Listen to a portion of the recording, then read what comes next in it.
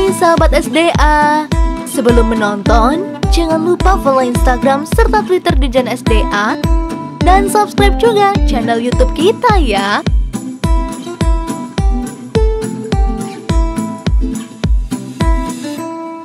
Saya akan ngobrol-ngobrol dengan Kepala Balai BBWS Cimanuk Cisanggarung untuk mengetahui sebenarnya program apa saja yang dilakukan di Cirebon dan sekitarnya ini terkait program padat karya tunai. Halo Pak Ismail. Halo, selamat pagi Mas Andro. Apa kabar Pak? Baik, alhamdulillah. Baik ya Pak ya. Pak, di sini bagaimana Pak kalau boleh tahu kita tentang pelaksanaan program P3 TGAI-nya Pak terkait dampak COVID-19 yang ini dirasakan oleh masyarakat di Indonesia. Bagaimana Pak untuk teman-teman di sekitar Cirebon ini, khususnya untuk masyarakat dan petani, apa dampak yang mereka rasakan Pak? Ya, selamat pagi. Saya saat ini berada di Cirebon, di salah satu titik lokasi pekerjaan P3 TGAI. Kami Balai Besar Cimanuk Cisanggarung pada tahun 2020 merencanakan 508 titik lokasi P3 TGAI, 93 diantaranya di Kabupaten Cirebon, dan salah satunya di mana saya berdiri saat ini. Dampak COVID kepada Kabupaten Cirebon, khususnya kepada para petani, tentu saja tidak kurang, tidak lebih dari apa yang dirasakan oleh saudara-saudaranya yang lain di seluruh wilayah Indonesia. Dampak secara kegiatan ekonomi, dampak secara kehidupan sosial, bermasyarakat, pendidikan, dan sebagainya. Baik. Pak, tadi Bapak menyebutkan bahwa sebenarnya untuk lokasi P3 TGAI yang di bawah kewenangan BBW Cimanuk Cisanggarung ada sekitar 500-an lokasi. Sesuai arahan Pak Menteri PUPR bahwa saat ini program padat karya tunai di seluruh Indonesia harus dipercepat. Kalau boleh tahu Pak, untuk tahun 2020 sendiri sudah berapa lokasi yang sampai saat ini sudah selesai dikerjakan atau berapa lokasi yang sedang dikerjakan Pak? Untuk kami sudah melakukan 119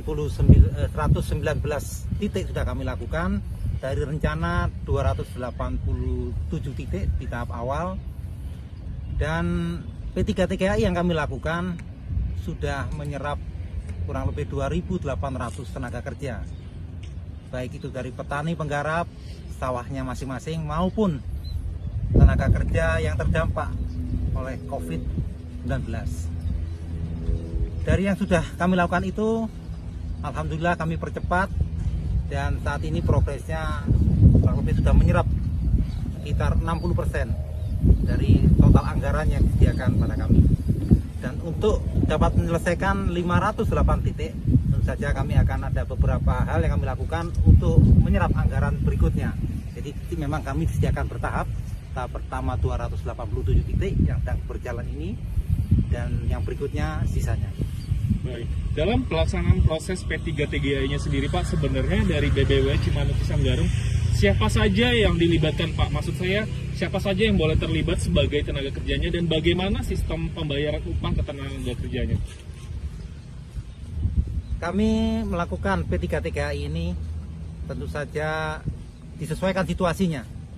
Kalau pada tahun-tahun sebelumnya mungkin kami punya standar kualitas yang kami jaga untuk P3 TGAI, khususnya dalam perekrutan tenaga kerja. Tetapi di musim pandemi ini kami sedikit longgarkan, karena visi dan misi kami adalah tentu saja mengikuti arahan pimpinan, bagaimana kami berkontribusi, bagaimana kami punya empati terhadap saudara-saudara kita yang terdampak COVID. Sehingga penyerapan tenaga kerja yang tadinya kami prioritaskan untuk para petani penggarap, kali ini kami berikan kelonggaran untuk para tenaga kerja yang terdampak PHK, sehingga para penggarap itu tidak semuanya mungkin adalah punya latar belakang petani atau punya latar belakang tukang memperbaiki saluran atau sawah mereka. Tenaga kerja tersebut juga kami longgarkan, tidak harus pria, wanita pun boleh ikut berpartisipasi.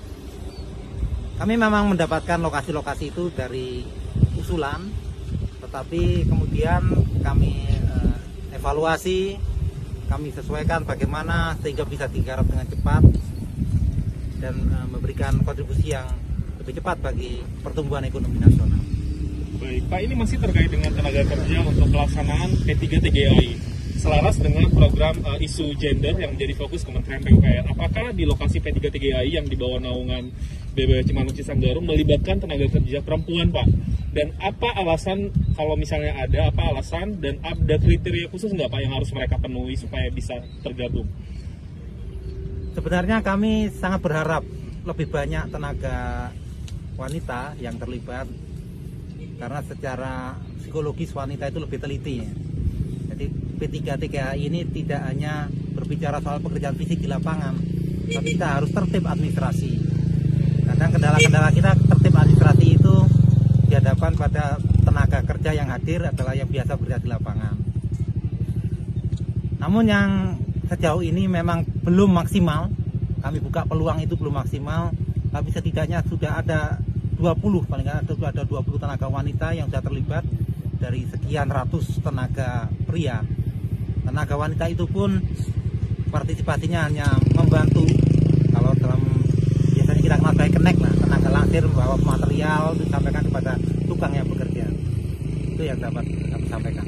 Baik, Pak, tadi Pak Ismail menyebutkan bahwa sampai sejauh ini sudah kurang lebih di atas 150 yang sudah dan sedang dilaksanakan, Pak, untuk kerjaan P3 sampai saat ini, Pak. Apa kendala yang dihadapi teman-teman di lapangan, Pak, baik secara teknis maupun secara sosial, dan apa solusi yang telah diberikan oleh BBW Cimanuk Cisanggarung?